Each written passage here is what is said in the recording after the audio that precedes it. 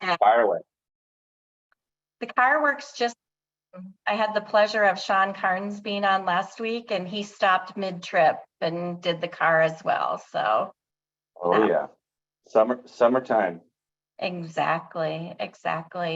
Well, good afternoon, everyone. This is the last week in mortgage today. We're going to give people just a few minutes to hop in here, and then we will get going. And I think Kevin is transitioning out to his vehicle. Although it's totally fine if you show the 4 kids, that's fine too. I might try it at first and then go, with the AirPods, and hopefully the audio is not too bad. But they'll come sit in my lap and they'll want to be part of the show, and it's a family affair. So it's like, this is a casual conversation. I've seen them on your other stuff before. They're very well behaved. So that's totally fine if that happens. No worries at all. All right.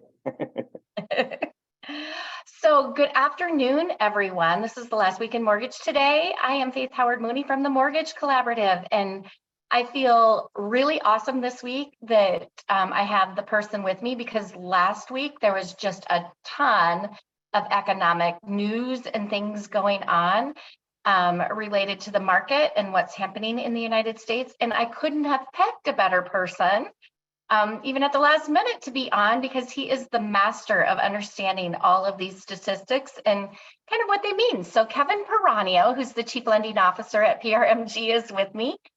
Thank you, Kevin, for doing this with us today. Yeah, thank you. I'm happy to be here. When we picked this, I was like, oh, that's right after Fed Week. This is going to be awesome. We've plenty to talk about.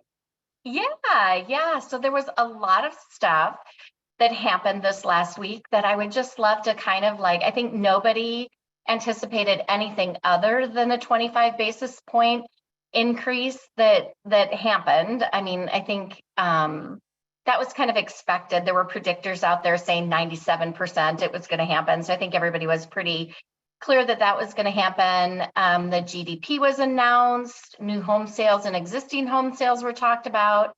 And then on Friday, we have the jobs report. So I would love it if you would just kind of give us your rundown of the perception of the meeting that the Fed had, and what you think the impact of that is going to be, and what you think is going to happen next. Sure. Yeah. I mean, I will tell you that you're right. The 25 basis point rate hike was expected. Everyone was looking for the language. What are they going to say about moving forward? A lot of us came up through sales. So I'm sure if you've watched any of these press conferences, I thought it was interesting. He looked like excited and giddy, it was weird because, normally he's up there, because here's the thing. Every time they raise the rates, they're moving the economy closer to a recession. They're making companies have more expensive credit, which forces companies to lay off, which breaks the labor market that's been very tight down a little bit, which puts people out of a job, which sucks, right? It's not quite as bad as a president having to send people to war that could potentially lose their life, but it's the next worst thing, which is I have to raise rates to break this economy and slow down inflation, which means people will lose their jobs. And so every one of his meetings, his press conferences, he's very calculated and trying to show no emotion, because he doesn't take any pleasure in doing what he has to do. He was excitable. He was bouncing around. He was talking fast. He didn't have any of that cold demeanor before. And I think, in my opinion, I think it's because they're done. I think he feels like, hey, we pulled it off. We got through all this, and the labor market is still good. And so, they feel like they're not the bad guy, And so that was my read on it. I checked for those of you who want to see what the quote unquote smart money thinks about what the Fed's going to do next. There's something called the CME, which is the Chicago Mercantile Exchange, the CME Fed Funds future tool, or Fed Watch tool. You just put CME Fed Watch tool. It's basically, you could buy futures to kind of hedge whatever your position is as a big institutional trader based on what you think interest rates are going to do. So as of last night, when I was cut my LinkedIn video and then head home to watch the U.S. women's soccer team, I saw that it was 82.5% chance that at the next meeting, there it is. Thank you for posting that link, Sarah. The next meeting was an 82.5% chance that they would hold pat. And then I actually looked into, there's a November 1st meeting and then there's a December meeting. And if you could click on each of the tabs for what the future bets are, the first, there's still a small hedge and chance out there that in December, the Fed will cut back 25 that we just raised last week. So it's interesting to see where the market's kind of betting where they think the Fed is going to make their actions. And so, yeah, all eyes are on labor and inflation. This week is mostly about labor.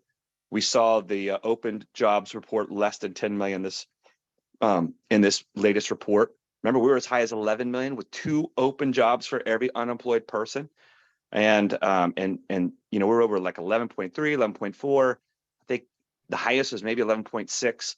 I think it was 9.6 million or something like that this morning for the job openings. So that is a measurement that the Fed watches to see that labor is quote softening, as opposed to being tight, where there's just so abundant amount of jobs and wage inflation is just going to keep going out of control, right? So that was, then we got the big jobs report this week. We got job cuts is a report that's coming out. That's the Challenger job cuts. And then, of course, we've got, ADP payroll that's also coming out. So, yeah, big data week for jobs. See your warrior face in case you can't see us. So if you want to hop on, feel free. If not, that's fine too, but we're not seeing you visually, just so you know. No, I know. You've got my King Leonidas on there. Okay, perfect. And yeah, the real problem is And you just muted yourself.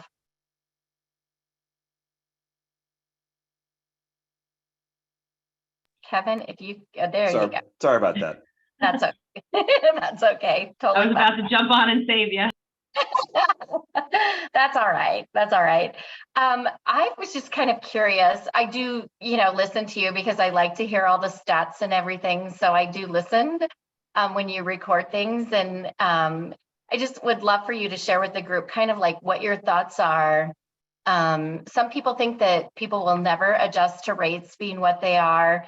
I came from the dark ages where rates were in the teens and maybe even low 20s at one point in time. What do you think happens right now? We're, in the 6s and, 7, towards 7. What do you think happens when things tick down even just a little bit? Do you think that it will spur all of those people that have closed in the, last 9 months or so? I mean, what do you think? Give us your opinion on what you think happens when that change does take place. See, I know you were listening because you brought up my latest KP theory. I appreciate that. Yep, I do. So I don't think it's so much about the actual rate, unless, of course, you don't qualify. I mean, obviously, that's a problem. But I think it's about the volatility. And so February last year, February 22, was like the lowest, somewhere in that month was the lowest interest rates had ever hit. And then by June, they raised up to basically over 7%, so super quick. And all things considered with timeline of a normal mortgage market. So everyone just immediately went into, okay, rates, rates are high. They went up high. I'm going to wait till they come back down. I'm going to wait for the housing crash. I'm going to wait for house prices to come back down. And they didn't. So, in fact, between that June all the way to November 10th of last year, when the October CPI report came out, that's when rates got to their peak, their highest. So starting in November 10th of last year, they started coming down. And I think we saw the lowest rates have been in this range between November. Banking crisis started in March, kind of finally got averted with the last of the big 4 bank failures. Let's call it like early May. And so I think that set the range, right? So basically from early May to November 10th, you look where interest rates are, mortgage interest rates. That's the range we've been trading in. Well, now we're back to the higher end of the range. Things have settled down. The economy's strong. I mean, typically when an economy's strong and there's an abundance of jobs, which there still are, and there's low unemployment, which there still is, people got to pay the rate, so if you want a roof over your head, because, you hear me talk about the 7Ds all the time. The first one is deployment. We put our veterans first. Diamonds, get married, got to get a bigger house. Diapers, got some kids, need more room count, need that 3-2 house, 3-bedroom, 2-bathroom house. Debt, man, kids are expensive. I need to take cash out. I've got so much nested equity. There's never been more nested equity in the history in our country. Divorce, sadly, hey, got to split the assets. There's 2 loans right there. Boom. You guys all know Sean Manosian, #1 originator in America. His whole, not his whole thing, but the bulk of his marketing comes from divorces. He gets divorce attorneys just refer him leads. I like to say debt again, because after divorce, everyone's got to, you got to square away all your debt, but you can't say the same D twice. Then you have downsizing. You get old, maybe you want to sell the house and you don't need all that space. Kids are empty nested. And then death, the 7D, right? It's dispose the assets. Mom and dad passed and we need to do something with it. So those 7Ds never stop, regardless of rates. People are gainfully employed, like 160 million plus people are gainfully employed. So, if rent keeps going up in the market and, they can work from anywhere, they're going to keep buying no matter what it is. So to put a bow on this little thought here, I think now that people have seen what rates have done in this range, now that they've seen it go, from, let's call it 7 1/8 down to 6 1/8 in that range. The FOMO thought of, well, I'm going to wait till rates to come back down is gone, because they went down, they went back up. So now they're going to be like, man, I hope they go down at all, right? And so if they do start to tick down here, I think that will drive some demand off the table. And the same thing with home prices. They didn't see that crash. I don't know who Zillow put out yesterday, something like 4.5% home price appreciation year to date through the first 6 months. That's 9% appreciation this year. Some of the conservative estimates are saying 4.5% appreciation this year. So, the narrative was hopeful, but then we all saw a little dose of reality. So I think home buyers that are in a buying ready position, that we've pre-qualified, and if the rate gets them into the house and they can afford it, they're going to do it. Yeah.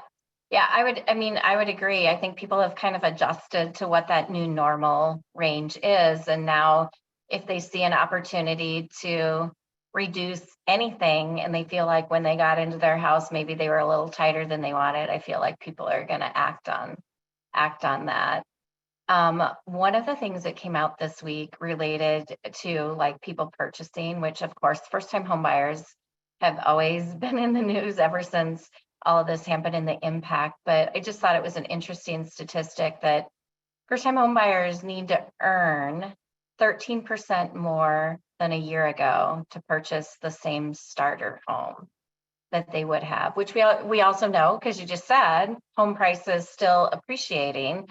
So that same starter home may not even be out there at that same price range. So that just adds insult to industry, or insult to the whole situation. So typical starter home, I know not in the market that you're normally in. I'm not in my market either, but maybe in more rural America, $243,000.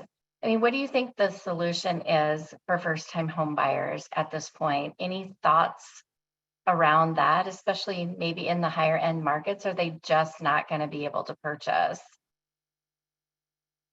Well, it all depends. And hopefully, is my audio okay? Can you hear me okay? I made the transition. Yeah, Okay. nice to see you. All right. Yeah, good to see you. I mean, look, I thought, you talk about how expensive it is for people to own a home and what they have to make. I thought it was interesting to see the first time home buyer age went from 33 to 36. That's a 3-year jump on a stat that's been pretty consistent for the last 4 years. So, this is about all the Fed can do. if they want to raise rates and make it, interest rate sensitive products like mortgages more expensive to break inflation and break the economy, that's about all they can do in housing. And so, I think, the work from home, the work from anywhere concept is going to continue. If people really want a roof over their head, they're going to consider maybe moving away. Plus, if you look at new home construction, which I can't believe, almost 30% of all homes being sold are new construction. Mass builders, D.R. Horton and Lennar, who build, 53.5% of all new product, they go way outside of town and they, buy land and finish it, and over time and years permit it, and then they start a new, development. And so people are going to get forced to move out, and the absorption of new construction is pretty hot and heavy. So I guess the roundabout way to answer this is that I think we're at peak rates. Affordability will get better as rates come down. That's the big driver in it. And if the Fed truly pauses in their September meeting, I think you start to see, interest rates come down a little bit, but then the real driver will be when they cut interest rates. And I don't know, I'm predicting between March and July of next year is when they might have their first cut. That's just my prediction. Higher for longer, they say, but man, we'll see. Things are starting to break, right? So, we'll see what else breaks between now and when they cut.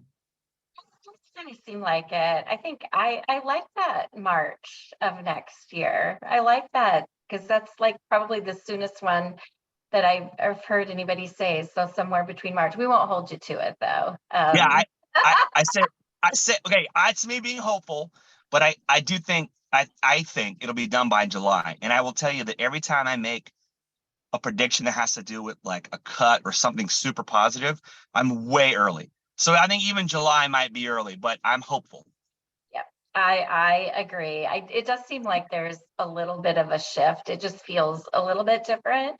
One of the other places that housing could become available for people is if investors weren't purchasing as much as they are. And I don't know if you ever heard of the Swerbinsky plan, but we talked about this like probably 2.5 years ago during the pandemic. The Mr. Swerbinsky had a plan out there, and it's very similar, kind of ironically, to a plan that Senators Brown, who is a Democrat from Ohio, where Mr. Swerbinsky is from, and a Democrat in Oregon, that would restrict investors who purchase 50 or more single-family rentals. They would not be allowed to deduct interest or depreciation on those properties from their taxes. Very similar to something that we talked about before. And so, like I said, long time ago, but interesting thought process. Do you think that by limiting them on those things, do you think that will impact those bigger investors at all? I think it would. I mean, most institutional investors, anyone that owns, they kind of break them out, 50, 100, and 1,000 or more units owned is kind of how, they break up small, medium, and large investors, right? So overwhelmingly, the housing supply from investors is something like 26% of all housing stock are owned by, guys and girls like you and I. So that's 26%. Only 3% of the housing stock is owned by like BlackRock, and so I don't like messing with that. I'm not like a fan of hedge funds, but they went and bought all these properties in 2008 when they were cheap in 2009. Yeah. And when nobody would. I was in South Florida when everyone was an asshole and would rip the copper pipes out of the wall and destroy their house because they were mad at the bank, even though they did a loan that they knew they couldn't afford. It's the bank's fault anyway. But these large institutional investors went in and fixed up properties because they had the money to do it. And so I hate any kind of policy that is like, tax those millionaires and billionaires. Like when I hear that over and over, I'm like, who do you think we all work for? So Yeah, I'm not for that at all. I like the free market, and I think it's overblown. Um, your individual investor, again, I have a few investment properties, less than 10. And, I don't want those taken away from me. And, so, at a time right now when there's not enough housing supply, I mean, maybe it's a popular thing to talk about. Um, they could just dump all those properties on the market and crater all of our values. And, in the markets where they're at, Charlotte, Atlanta, Dallas. I mean, if I was BlackRock and I had some senator trying to take away my advantages, I'd be like, okay, I'll just sell them all. And all of your constituents, 401k and their home values will go down. That's why, I mean, look, Chase, Wells, Bank of America, they all got sued of the False Claims Act. They don't do any government lending anymore. So, do we want the same kind of repercussion to happen where we don't have more liquidity in the market, especially at a time when liquidity is being drained out of the system? I'm against all that. I hate anything. Look, don't get me wrong. I didn't grow up with money. I kind of don't like rich people, right? That's like how I was raised, or at least the ones who are assholes, right? But at the end of the day, I mean, Matter whether they're rich or not. That's just a given. If they're yeah, yeah. I mean, it's like, these people are taking risk, and just because they're successful, now you want to take from them. I don't know. I don't want to get into all that, but I'm against all that. Part of that I didn't mention is there were also some incentives in there that if they sold back to to people wanting to buy single family homes and or community nonprofits, there were some ads into that. And it didn't appear to impact, the people that were under 50 or more. But yeah, it's out there just like anything else. I think people are kind of grasping at straws sometimes too. And that's it. It's government overreach. All that's government overreach. I don't. Oh, Kevin, I think we might have lost you a little bit there. Sorry about that. There you go. Yeah, I had a call.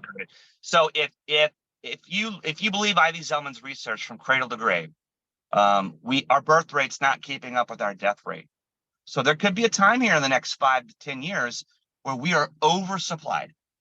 There are too many houses on the market because there's not enough population, because our country did not get a comprehensive immigration bill done. We did not bring in more people in this country. Look at China.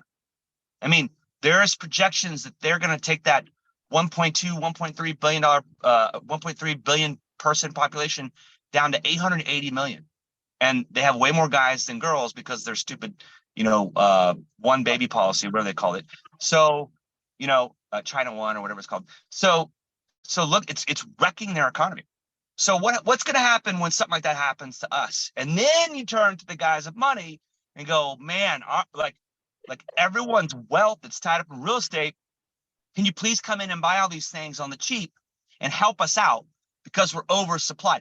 Builders aren't building. Nobody has money and wealth left. You can't take a HECM loan out. You don't have money to retire. You can't afford your bills, right? Then you want them to come in and pay for that property on the cheap because they have enough wealth and money at BlackRock and Blackstone to hold long term for that cycle to come back around. I'm against overreach like that. People have to have a longer term vision. I know we're trying to come up with solutions right now. I like the solution of promoting 3D printed housing. You can actually create concrete built homes at scale in 3 months at a time for a price point under $300,000. That's what we need to be working on. And there are some people out there. Lennar is one of the people that is out there doing that. It has developments that they are out there doing that. Yeah, I think that people are, at a point where, I don't know, it may be more to do with their constituency and what they want to hear sometimes when it relates to people proposing things, I think, than whether it's really a legitimate plan. So I always like to get people's opinions. Yeah, like Fannie and Freddie getting out of conservatorship, which has never happened, and we've been talking about it forever. As Fannie just made $5 billion in 3 months, so like $5 billion in 3 months, right? And we got to pay all this for investment property hits and second home hits and adverse market fee and G fee. But hey, $5 billion, you guys are good. Don't worry about us. Everyone on this call, we're losing money every month, but you guys are good. You just led me into, I think, what is probably our last topic, because time flies when we're on this call, but the relocation into areas which you would be considered in California in one of those high risk areas continues to exist, which I think, at times people thought, but wildfire risk, in areas with the highest wildfire risk, 446,000 more people moved into that area than out of it over the last 2 years. Mhm. Same with some of the flood prone areas and counties that are out there. Do you think that people are just discounting like the risk? I mean, the comment was made in this article that people tend to just discount the risk just like they discount climate change. But the cost associated with moving into some of those places is, I think, what is probably going to change. I mean, whether it's you can't get insurance anymore for being, in those areas, and you kind of have to fund that. What do you think is going to happen related to mortgages in those areas? Do you think that that's another LLPA, that happens in some of those areas going forward, or just kind of give me your Yeah. take on that? Yeah, and just to clarify my last point, I don't want to dig my hands into Fannie's pocket either, but I'd love to help shape their policy. So, I mean, you're more likely to die from an auto accident. And if you throw alcohol in the mix, then, drunk driving is a big killer. So people just take risks every day. I mean, human nature, we got some bad elements in our lives. And so I think people are willing to take a risk of living somewhere. I mean, let's see, I live in Texas where we had tornadoes. I've lived through 2 tornadoes, literally. I moved to Fort Lauderdale where I got hit directly by Katrina and Wilma, survived through that with minimal damage. Now I'm in California for 7 years, only one earthquake, and it was minor. And there's been wildfires all over the place, but not in my area. Thank God we got all this rain. So I think people just, you're going to live where you're going to live, and you're willing to take the risk of what it is. By the way, as it relates to drinking and driving, I bought a car with autopilot 4 years ago. So I'm coming home, my car drives itself on a rail in a complete straight line. So I'm trying to mitigate that risk. So my point is, like, people are okay with the risk. The problem is, thank you, Deb. The problem is that the insurance agent companies have pulled out. So California, for example, the largest insurer is State Farm. State Farm, And then yep. So they pull out because there's too much California collateral in their book, too much risk, whether it's wildfire risk or whatever the case may be. So they need to pause, get some more policies from the rest of the country with less risk to then give them enough runway to open up and get some more California loans. Well, they pull out. So then farmers is like, hey, we don't want to get overloaded. So they're going to pull out. Just like when Wells pulled out a jumbo for us, then the other lenders are like, well, I don't want all the Wells's, leftovers. It's too much market share for me. So then they raise the price, which, hey, if I'm going to be the only game in town, I'm going to raise the price, which is what the remaining insurance and companies are doing. So it's a real problem. Taxes and insurance going up is an absolute problem for debt to income for borrowers that we all qualified to get into their home as a first-time home buyer the last couple of years, like barely squeaked by, and like you played with the DU and LP, like 50 times to get the DTI to get you to approve. Okay, don't mess with the findings. Let's do this deal. So the good news is those borrowers are building equity and you can take cash out. So flood insurance is brutal. The NFIP, National Flood Insurance Program, they're constantly refunding that. That's always a topic. I helped recruit a lot of people to PRMG when I was out in Fort Lauderdale for 13 years, moved here to California 7 years ago. So here at PRMG, we have a huge exposure in Florida and California. We're right in the middle of it.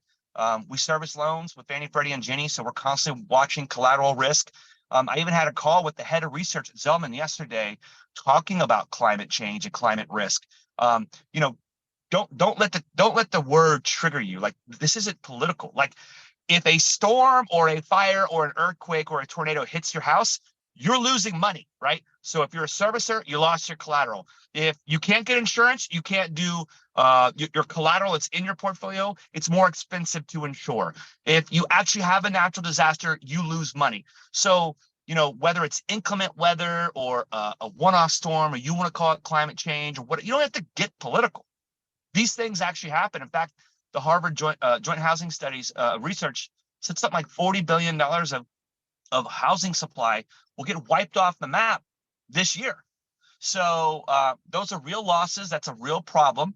I was at the CoreLogic event last week, and they have this great data where they do risk scoring. Every single property in America, they have a natural disaster risk score: tornado, hurricane, storm, earthquake. Like every single type, they have like a risk score for every property. It's pretty amazing. So anyway, it's important. You know, I even met with a guy at ASB Bank who was from New Zealand, had lunch with him, set up by CoreLogic, and you know, they had a big volcano eruption there, and they care about their collateral. I'm like, well, how do you?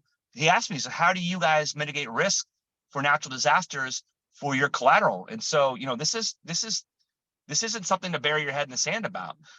Having said that, if someone wants to live on the coast and they can afford to do it, they're going to do it.